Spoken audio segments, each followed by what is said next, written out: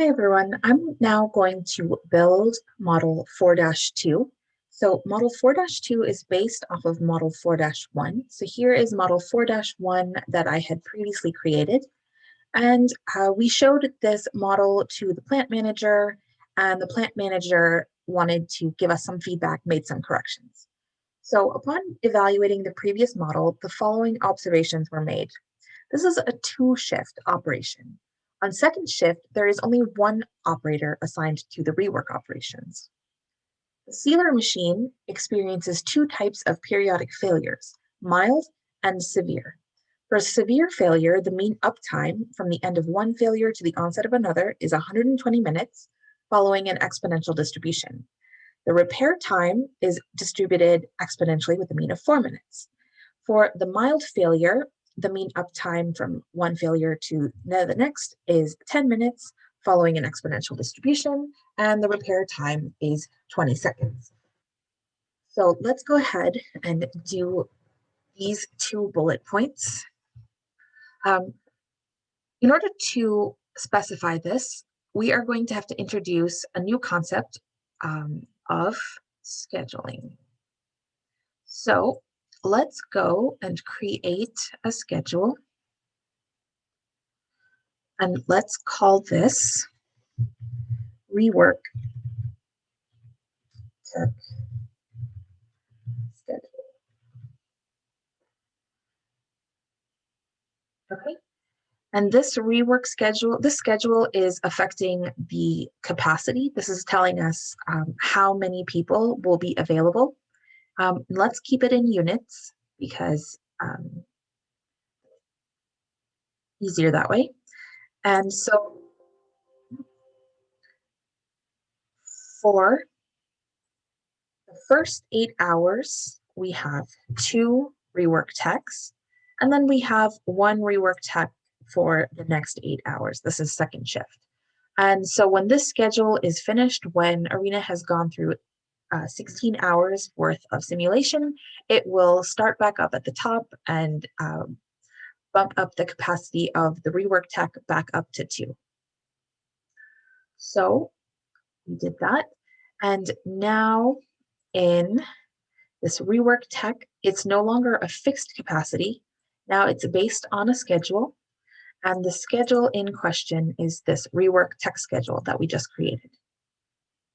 You could also do this the other way around. You could come to the resource spreadsheet and change this to a schedule, give it a name.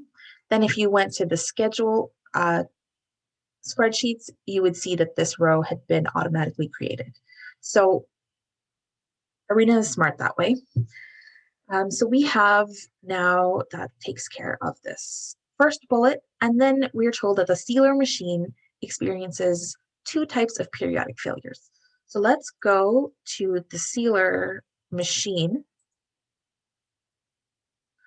and we're going to say that it experiences some failures. We have a mild failure, and we have a severe failure. And now we have to decide on a failure rule.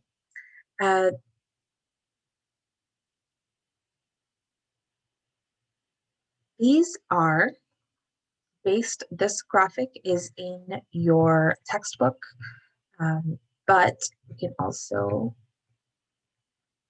zoom in on this, but it's a little confusing in the beginning, but I think it's pretty straightforward. The 3 types of schedule failure rules, so this applies to both schedules and to failures, are ignore, wait, and preempt. So the ignore rule says that even if your current job goes over when you're supposed to be finished or before you break down, you're going to complete the job that you're doing, and then your downtime is going to be shortened by a certain number of time, and then you're going to start the next job on time. The wait rule just delays everything so that you finish the current job, you have your full downtime, it's not shortened, and then you do the next job. And then the preempt is You stop what you're doing right at the start of break, and then once break begins, you finish this current job and then continue with the next job. So for the mild failure, we can say that it seems reasonable. We are not given any details, but it seems reasonable that if it's a mild failure and it only takes 20 seconds to repair, that this would be a wait. We'd finish what we're doing, and then how much ever time it takes in between jobs, we would wait that same amount of time and then continue with the next job. With the severe failure, we can assume that once we experience failure, we can no longer continue to work. So we're going to use the preempt rule. Okay. And we have the same specification here with the schedule. So we have to decide ignore, wait, or preempt.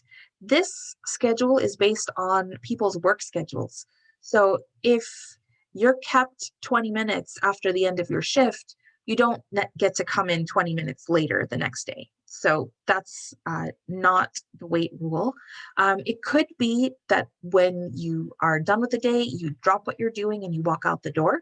In that case, you would select a preempt rule, or like many of us, you would stay after a few extra minutes to finish what you're working on, wrap things up, and then go home. The next day you arrive on time. So that's the ignore rule. So let's select the ignore rule because I feel like that's what most people do. And now that we have created these failures for the sealer machine, we called them mild failure and severe failure. If we go to advanced process, we have this spreadsheet failures, and these have been created. So let's go back and see that out.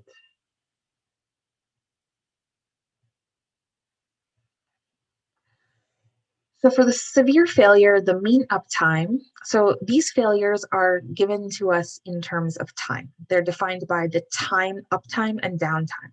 So these are not going to be the count failures, these are going to be time-based failures. In quality engineering, when they do these when they give you these types of metrics for their machines, their products, they can either say this copier is going to run out of ink in after 10,000 sheets of printing, right? So then it's a count. We count 1, 2, 3, all the way up to 10,000. Or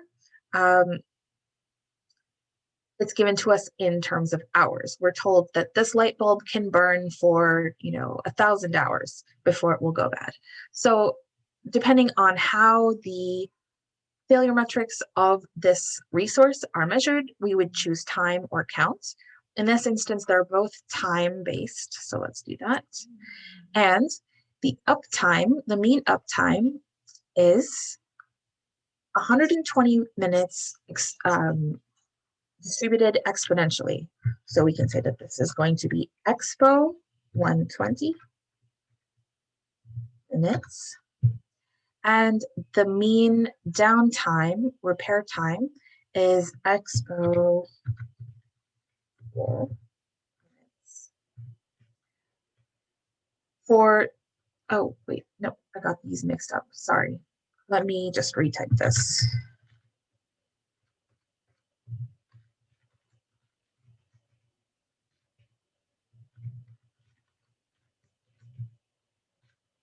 For the mild failure, the mean uptime between one failure to the next is exponentially distributed with a mean of 10 minutes.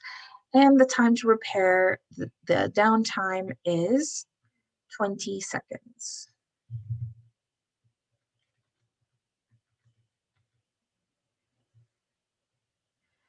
That's these first two bullet points. Then we're told, additionally, the production manager would like to purchase racks for waiting parts in the rework area. Okay, well, that doesn't, really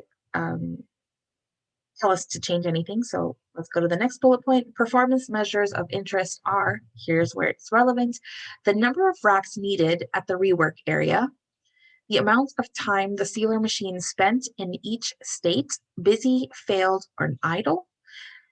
And then we're given the run parameters. So let's do these. We are going to define some custom statistics. So under advanced process statistic, we're going to create a statistic, and let's call this number of racks.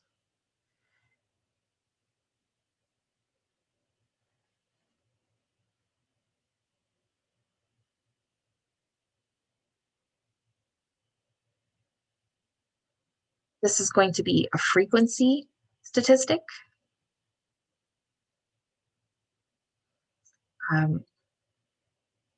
And we are going to be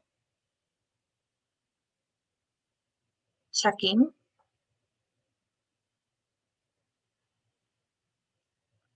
the number in queue at the rework area.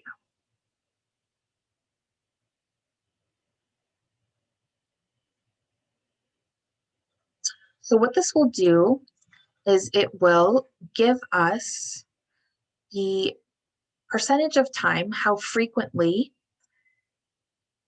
this expression is in these categories. So let's define some categories. If the number in the rework queue is 0, then we're going to call this 0 racks.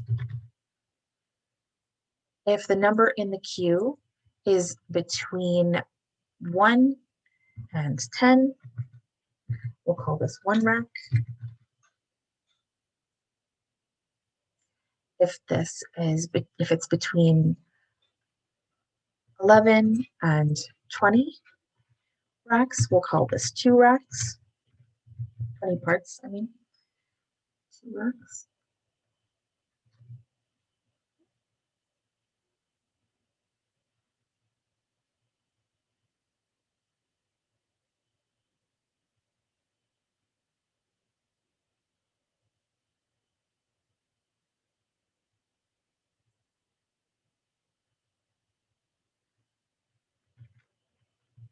If it's between 21 and 30, we'll call this 3 racks. And anything higher than that, let's say 31 to 100, we'll call this 4 plus.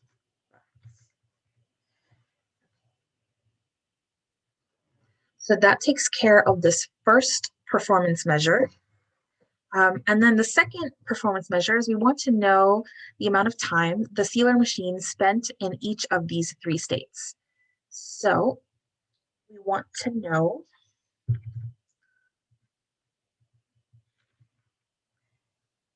frequency, the amount of time that the sealer machine was in each of the states, busy, failed, or idle. That takes care of defining our 2 performance measures. And then we're told that the simulation lasts for 2 shifts per day for 10 days. So we're going to run this for, let's say,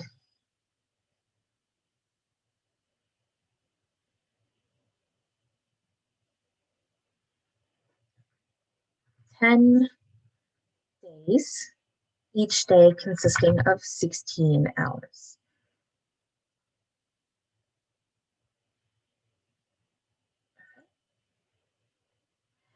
And we're going to check the first one for errors, and then we're going to run this as a batch of 50. So let me hit OK, and we can run this. Oops. I got an error message. Let's find out. I was wondering. I guess I can't use a plus sign. 4 or more. Let's try that again. 2, Wednesday, Thursday.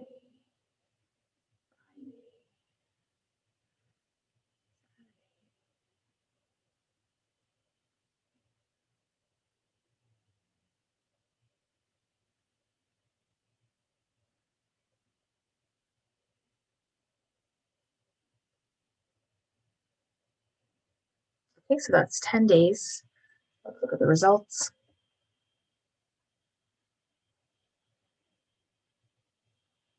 And we can see, first off, our time and system for our 3 types of parts, the first time through, salvaged, and scrapped. You can also see the number. And so you might be wondering, where are the statistics we defined? Well, those were frequency statistics, so they're going to be in this sheet called frequencies. And we can see that on average, we spent the most time in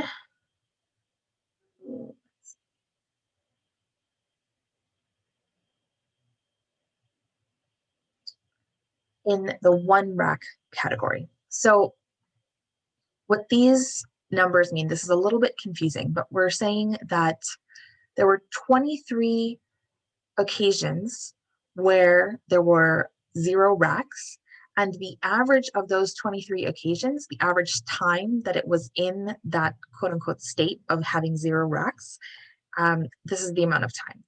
And then the number of times Arena observed that there were between 1 and 10 in the queue, it observed that 26 times, and the average length of each time is 139 minutes, 2 racks, 19, 147, 3 racks, etc. Right? And so if we go and look, we can see that this, if we took a weighted average, if you did this times this, plus this times this, plus this times this, if you did a weighted average, you would find that you would get these percentages. If we look at the sealer, we're going to be looking at the different states.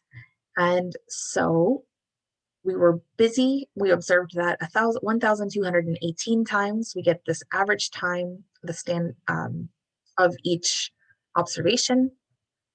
And so we have these average times that were in each of these states, and we have the percentages that it's in these states. Okay, so everything seemed to work out fine. Oh, but I didn't change this to model 4-2. That's okay. Everything seems to look good.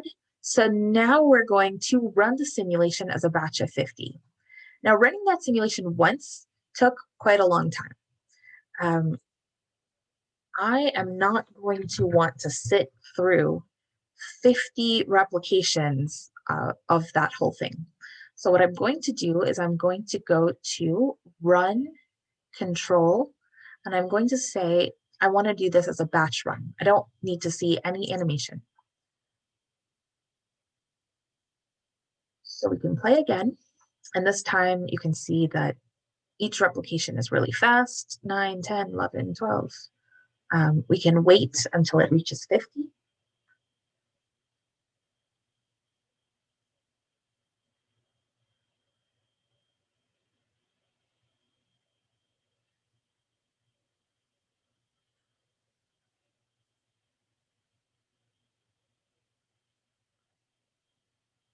Let's go and look at our frequency statistics.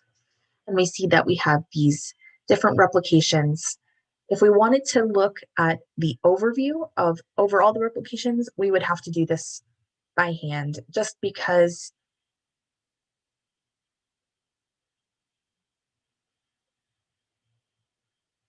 Arena doesn't automatically provide an overview statistics for all of the replications. But if we go to category overview and we look, we can see now we have the times in systems and the averages.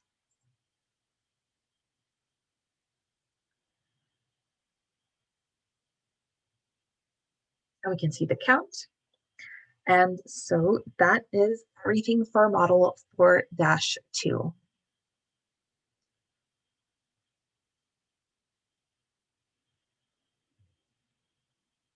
I will see you guys for model 4-3.